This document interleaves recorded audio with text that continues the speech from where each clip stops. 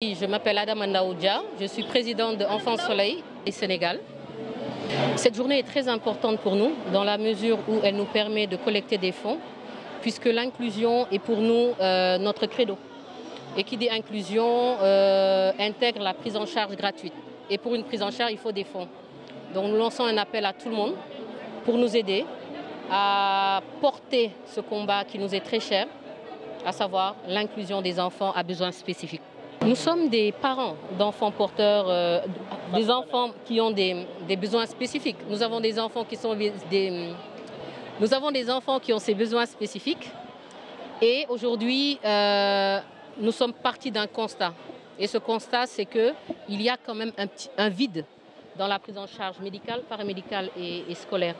Et même dans d'autres domaines, notamment la formation professionnelle de ces enfants. Je ne parle pas des activités culturelles, sportives qui contribuent à leur épanouissement. Et donc, avec le soutien d'Enfants Soleil France notamment, nous avons aujourd'hui un programme complet pour gérer l'écosystème de ces enfants à besoins spécifiques. Nous avons un objectif de 100 millions. Aujourd'hui, rien que les salaires tournent autour de 4 millions de francs CFA par mois. Faites le calcul, on est déjà presque à la moitié de ce budget-là. Nous avons pour objectif, avec Koudi, de mettre en place des maisons jaunes dans chaque région du Sénégal et avec des services gratuits mais de qualité. Et donc nous lançons un appel à l'État pour... Il y a 320 à date qui sont abonnés, qui sont membres de Enfants Soleil et on a des listes d'attente parce qu'on ne peut pas prendre en charge tout le monde. Donc aujourd'hui on a vu le besoin, on a vu la nécessité de prendre en charge et on va aller de l'avant avec le soutien de toutes les bonnes volontés, de l'État, des partenaires sociaux, des entreprises, pour pouvoir justement mener à bien notre mission. J'ai un cas qui m'a personnellement frappé, c'est un parent qui est à la retraite, qui a un enfant qui a l'IMC, qui a 19 ans, qui a une paralysie cérébrale, et parallèlement, il a un deuxième enfant qui a une trisomie 21. Il est à la retraite, son épouse est obligée de rester à la maison pour eux. Au sein de la famille et au sein de la société. C'est le cas qui m'a le plus marqué. Moi, pour être très honnête, je n'ai jamais vécu une stigmatisation pour ma fille. Elle vit dans un environnement aimant. J'ai un sentiment de frustration et de colère. Et ça, c'est tout un chacun, même si je n'avais pas une fille qui avait un besoin spécifique. Mais c'est un sentiment de frustration que j'ai, parce qu'on se rend compte avec Koudi que la prise en charge permet de gérer leur autonomie. Ils peuvent être tout à fait autonomes, hein. Et c'est possible, madame.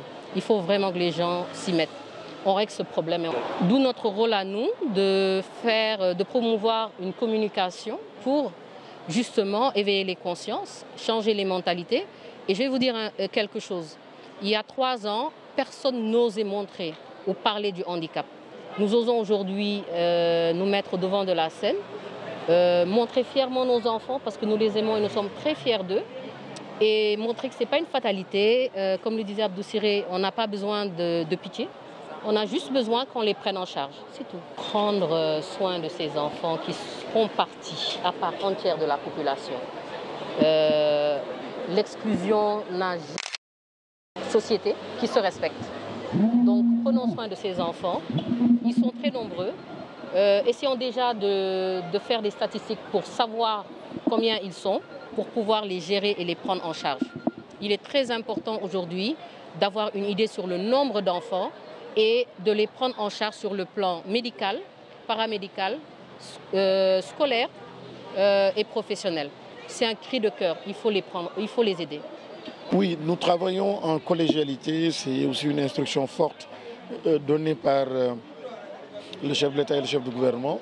Et il y a des questions qui ne peuvent et qui ne doivent même pas être traitées de façon verticale par un seul ministère. C'est une question qui, même si je la porte, qui touche absolument le secteur de la santé et forcément, donc ce sera donc de façon collégiale que certains aspects donc, de cette question-là de l'inclusion seront traités en rapport avec le ministère de la Santé, peut-être même d'autres ministères, le ministère de la Jeunesse, le ministère de l'Emploi et du Travail. On parle d'école, mais on parle aussi, ils ont beaucoup parlé d'emploi.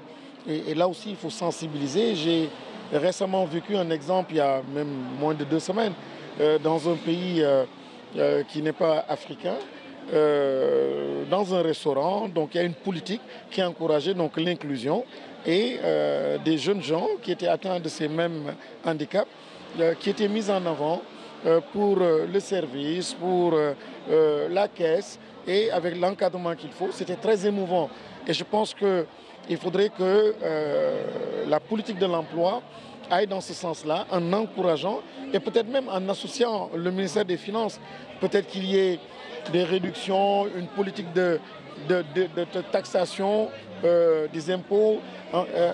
Plus on recrute et on favorise le recrutement d'un certain nombre de jeunes gens atteints de ces handicaps, mieux vous êtes traité d'un point de vue taxe.